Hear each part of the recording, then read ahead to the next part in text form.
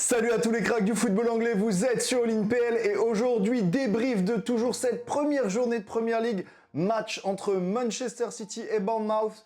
C'était un match ultra serré, City s'en sort dans les derniers instants, le bateau a écrasé les Cherries et que dire, ça a été un match à la fois ennuyant et sur la fin qui s'est révélé incroyable, on va dire, en tout cas pour les fans des Sky Blues.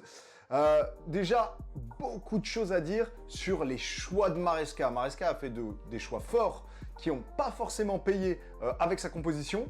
Des éléments qui ont été laissés sur le banc qu'on aurait, je pense, préféré voir titulaires. Une composition d'équipe détonnante et des Cherries qui ont été efficaces. Genre, ils n'ont pas eu grand-chose à se mettre sous la dent, mais quand ils l'ont fait, ils l'ont bien fait. On va commencer un petit peu par regarder la composition d'équipe, ce dont je vous parlais, avec des choix forts du côté de City, notamment une mise en place du milieu de terrain avec Elliot Anderson, Marc Guéhi milieu de terrain, et Nico O'Reilly au poste de numéro 10. J'ai été assez étonné, surtout quand tu vois sur le banc un petit peu les éléments que tu as. Il y a un joueur, ici, Nico Gonzalez, que je vois en permanence laissé de côté par Maresca, que ce soit lors de la pré-saison, lors du Community Shield et lors de ce match. Un joueur qui, en l'absence de Rodri, m'avait montré de très belles choses et j'avais trouvé que c'était sûrement l'un des piliers sur lequel City pourrait se reposer après la carrière de Rodri, donc qui s'avère s'être arrêté cette année. Tu préfères mettre un Marc Guéhi milieu de terrain, qui, je le dirai après, a fait un très bon match, mais tu préfères mettre un Marc Guéhi milieu de terrain et continuer avec un Ruben Dias qui, pour l'instant, je dois l'avouer, ne me convainc pas en charnière centrale. Là où moi, j'aurais préféré voir un Marc Guéhi avec une défense, honnêtement, Gvardiol à gauche, Guéhi au centre, Kusanov et... Alors là, c'est Rico Lewis qui a été préféré à Matheus Nunes. On le verra, ça a presque payé. Mais...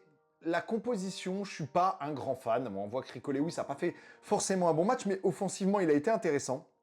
Défensivement, ça a été plus compliqué, parce qu'on a vraiment eu de très belles actions de la part de Culvert et de Tavernier, qui, les deux, ont énormément switché de position, et beaucoup joué sur le côté de Rico Lewis, qui était clairement en difficulté défensivement, mais offensivement, ça a failli payer. Mais quand tu vois un petit peu ce qu'a pu faire un Matheus Nunes à cette place la saison passée, je comprends pas que tu te reposes sur Rico Lewis, qui clairement n'a pas été un joueur qui a confirmé les attentes qu'on peut avoir en lui. T'as eu un milieu de terrain, notamment Elliot Anderson, qui a vraiment posé des questions. Il n'a pas été bon du tout. Il sort en plus sur blessure.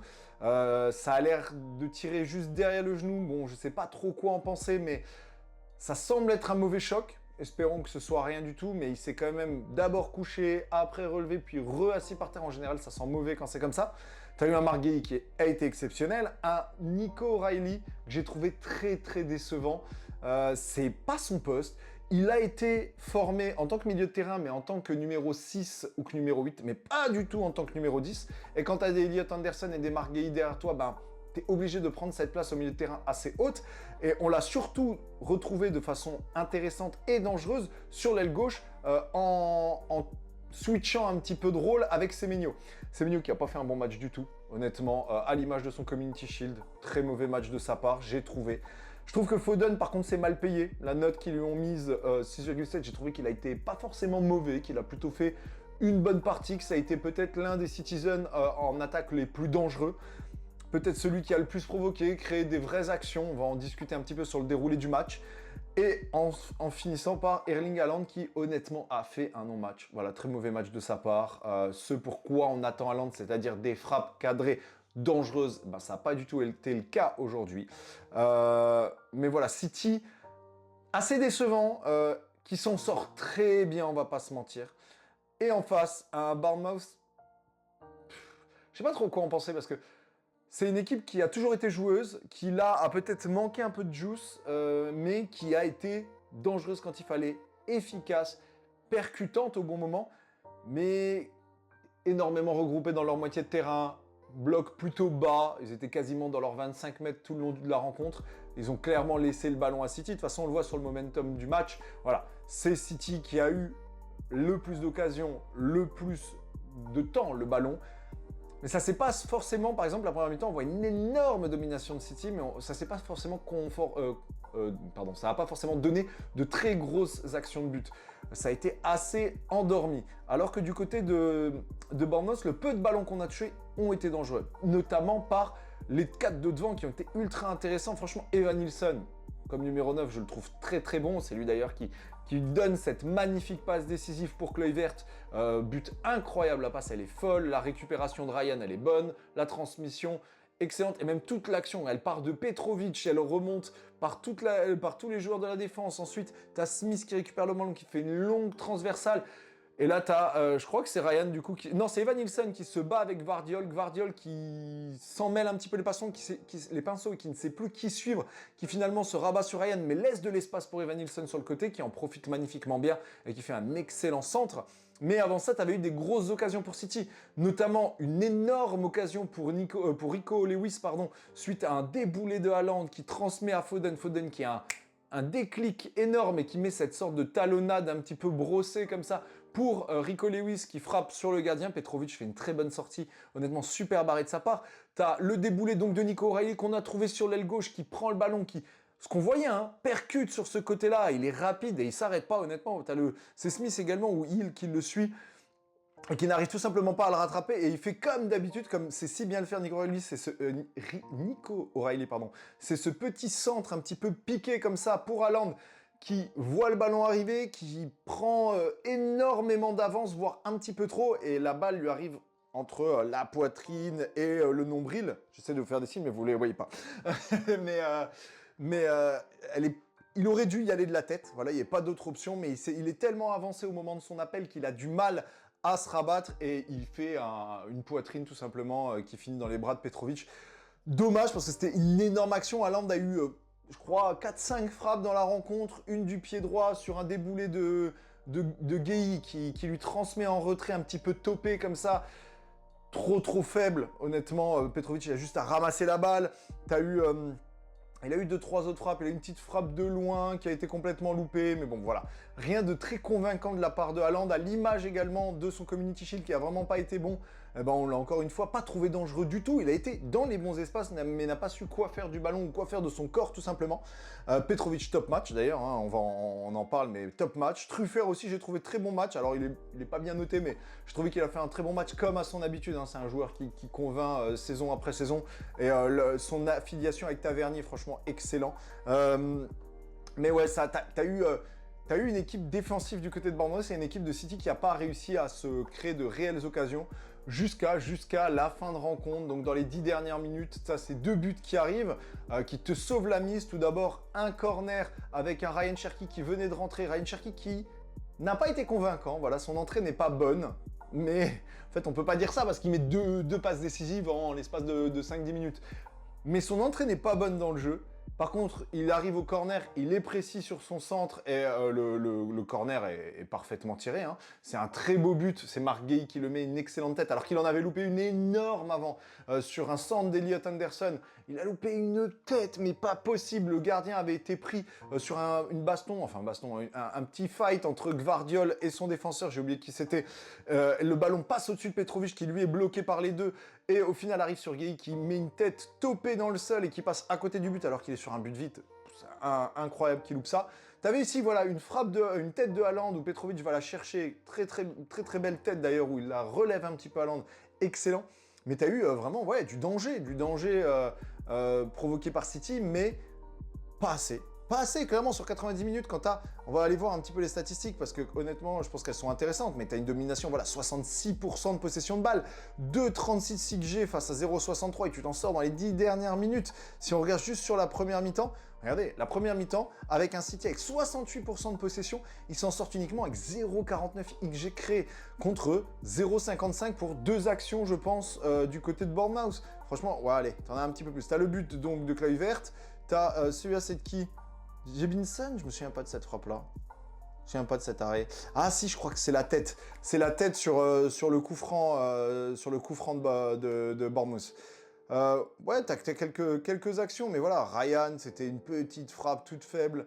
Honnêtement, t'as pas eu grand-chose pour Bournemouth à se mettre sur la dent, et pourtant, ils sont beaucoup plus dangereux qu'un City qui a 68% de possession. Après, clairement, sur la deuxième période, City prend le large parce que Bournemouth a clairement eu l'envie de conserver le score. On voit les changements de la part du nouvel entraîneur. Donc c'est plus Iraola, c'est vrai que je ne connais pas son nom, Marco Rose, nouvel entraîneur qui a fait quand même pas mal de changements. On voit voilà, Jebinson qui sort, Jebinson qui rentre, pardon, Tolk qui rentre, Adams qui rentre. T'as Lewis Cook, Kluivert et Evan Nilsson, toute ton attaque qui a été changée. Tu passes sur un milieu de terrain beaucoup plus resserré et t'amènes vraiment des forces pour conserver le score. Malheureusement, ça n'aura pas payé parce que tu te prends les 2 buts. Voilà, tes changements sont à la 75e, tu te prends le prochain but 10 minutes après et le but d'après 5 minutes plus tard. Donc honnêtement, on va dire que les choix de l'entraîneur n'ont pas payé. Tu te retrouves quand même face à un City qui inquiète, hein, je vais pas mentir, parce que ces 2 buts, ils arrivent parce que t'as un corner, donc sur coup de pied arrêté, je pense que les Citizens vont pas cracher dessus cette saison dessus. T'as Cherki qui crée une occasion tout seul, qui passe à Gvardiol au milieu de 5 joueurs de Bournemouth. Et Gvardiol qui finit très très bien. À la limite du hors-jeu, franchement, la passe de Cherki, elle est parfaite. Mais, encore une fois, c'est ce qu'on lui demande. Mais dans l'ensemble de l'œuvre, franchement, j'ai pas grand chose de positif à sortir de la part des Citizens. J'ai vraiment plus de joueurs qui m'ont déçu que de joueurs qui m'ont surpris positivement. T'as eu, même au niveau des entrées, hein, Semenyo, il est sorti pour faire rentrer. C'est qui encore qui rentre à la place de Semenyo? Ah non, Semenyo, il sort même pas.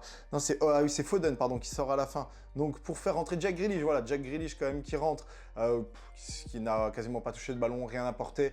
Quand tu vois que c'est un Jack Grealish qui est choisi comme premier remplacement ou comme deuxième remplacement de ton effectif, tu peux te poser des questions sur actuellement le mercato de City qui se sépare de beaucoup de leurs gros noms, ou en tout cas de beaucoup de leurs effectifs. Et quand tu regardes le banc, ben voilà, tu te retrouves avec des Rui, gardien, second gardien, donc ça c'est normal. Ait Nouri sur le banc, on peut se poser des questions sur l'intérêt qu'il y a parce que ça reste un super bon latéral. Je vois pas pourquoi on le voit. Victor Reis, bon lui, c'est un peu un nouveau venu, donc on connaît pas grand chose. Nico Gonzalez, moi je trouve ça fou de pas le voir. Je comprends pas que tu ne fasses pas rentrer un Omar Marmouche quand tu vois un petit peu ce que propose Haaland à la 70e. Tu dois le faire sortir parce que je pense que Marmouche, avec l'énergie qu'il peut amener, peut apporter énormément. En plus, il avait marqué un doublé ou un triplé lors de la pré-saison. Il t'avait montré quand même de belles choses. Tu fais encore rentrer un Matteo Kovacic. Alors oui, et Ederson se blesse. C'est un petit peu un choix qui était imposé. Mais je fais jamais rentrer Kovacic devant Nico Gonzalez. Je ne comprends pas cette haine que Maresca, enfin je sais pas si c'est de la haine, mais ce refus de Maresca de le faire rentrer, alors que franchement c'est un superbe joueur. Kovacic, je le trouve pas bon. Et tu vois en fait que ton effectif quand même, t'as un manque de qualité. Les Bernardo Silva, les Rodri qui sont partis, c'est vraiment une énorme perte. Défensivement, t'as beaucoup d'options, mais quand tu vois que sur ton 11 de départ, eh ben, en soi, tu as 4 défenseurs, plus Guy, plus Nico O'Reilly, qui, les saisons précédentes, ont joué en tant que défenseurs. Bah, tu te retrouves quand même avec 6 joueurs défensifs sur une compo de 11. Plus de la majorité sont défensivement actifs. Face à un Bournemouth, tu peux pas amener ça quand tu es l'un des contenders pour le titre, quand tu es Manchester City, le club le plus titré des 10 dernières saisons. Voilà, c'est pas possible. C'est pas possible. J'ai beaucoup de... Alors, évidemment, c'est le premier match, entre guillemets, officiel, parce que bah, tu as eu le Community Shield avant, mais c'est le premier match de la saison pour Maresca. Il a encore des tests à faire, il teste des joueurs, mais il y a des choix qui posent des questions. Alors, tu veux peut-être amener ta patte, tu veux peut-être... qu'on te reconnaisse comme étant Enzo Maresca et pas le second Pep Guardiola, mais là, tu as failli flinguer le début de saison de ton club.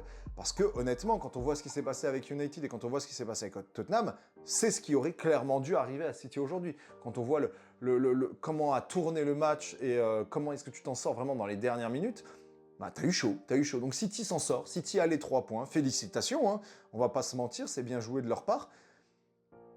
Mais des questions se posent, quand tu vois le Community Shield, quand tu vois ça, voilà, moi je suis pas totalement satisfait, t'as dominé dans la possession, mais au final même au niveau des duels, t'as pas tant dominé que ça, 55-45 avec du 68% de possession, c'est pas fou.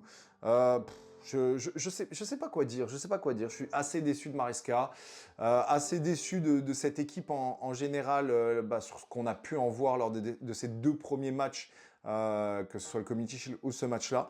Leur prochaine rencontre, je crois que ça va pas être évident si on regarde City. Les prochains matchs à venir, bon, t'as Palace qui devrait être quand même facile, qui se sont pris une grosse branlée face à Everton, assez compliqué. Coventry, ok, ça va, dans les 2 prochains matchs, ça devrait passer. United, ça va être ton premier vrai après, bon, Bournemouth en était déjà un, mais ça va être ton deuxième vrai challenge. Le United de Carrick qui peut-être se relèvera d'ici là. J'espère que Maresca va trouver des réponses, va trouver de réelles solutions. Commence pas à nous faire à chaque fois des compositions tirées par les cheveux. Voilà, tu t'en sors bien. T'as les 3 points. C'est le principal, j'ai envie de te dire. Est-ce que c'est pour autant mérité? Oui. On va pas se mentir non plus, hein. Quand t'as 68% de possession, que t'as 2,38 d'XG, Bournemouth n'a pas proposé grand-chose en face.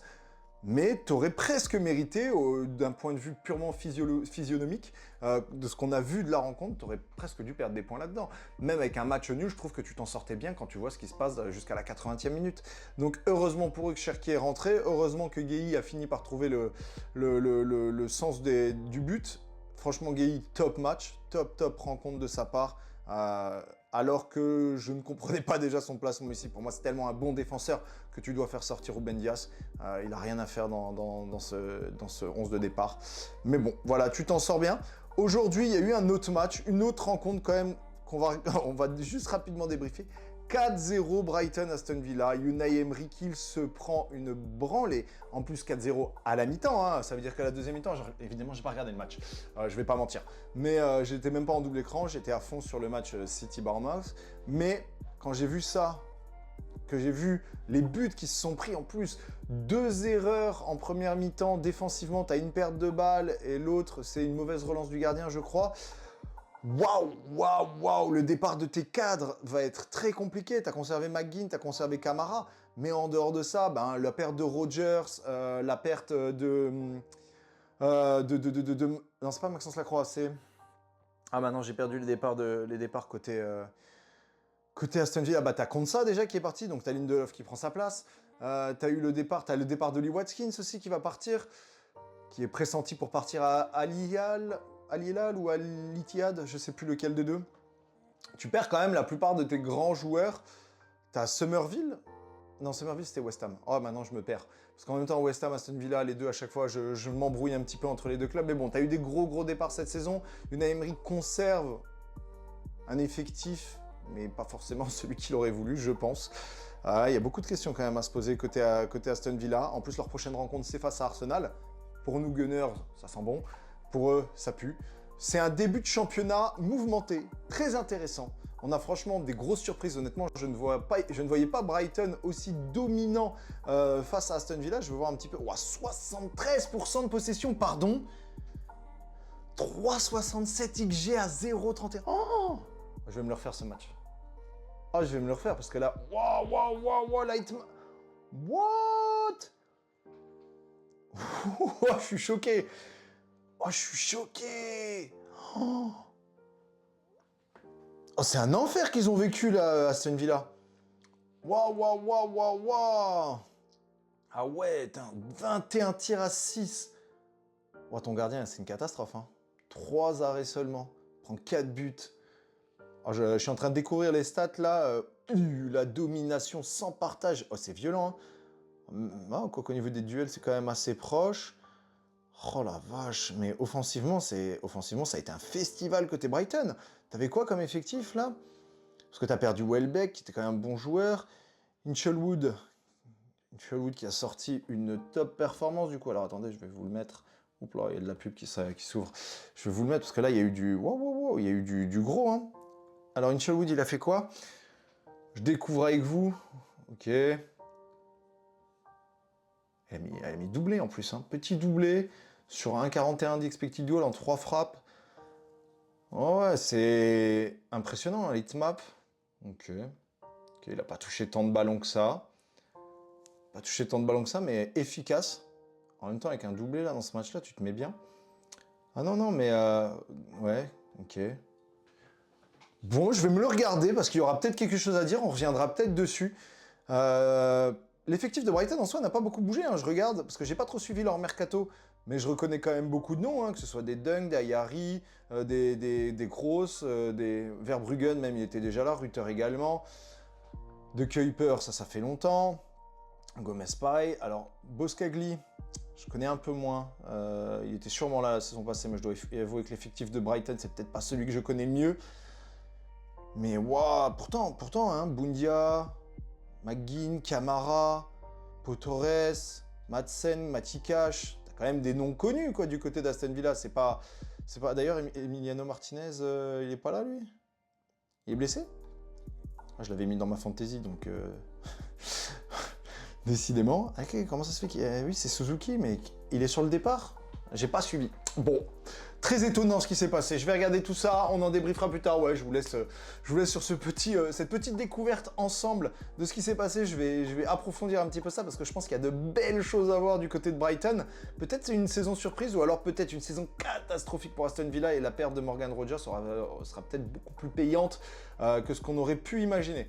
En tout cas, j'espère que ce petit débrief sur le match de Manchester City vous a plu. N'hésitez pas toujours à lâcher un commentaire, un like, un abonnement, un boost, surtout un boost sur cette chaîne. Merci à tous. On se revoit pour le prochain match. Liverpool qui va jouer donc face à Newcastle. Grosse rencontre. Beaucoup de choses à dire. En tout cas, je vous souhaite à tous une très bonne soirée. Salut mes cracks.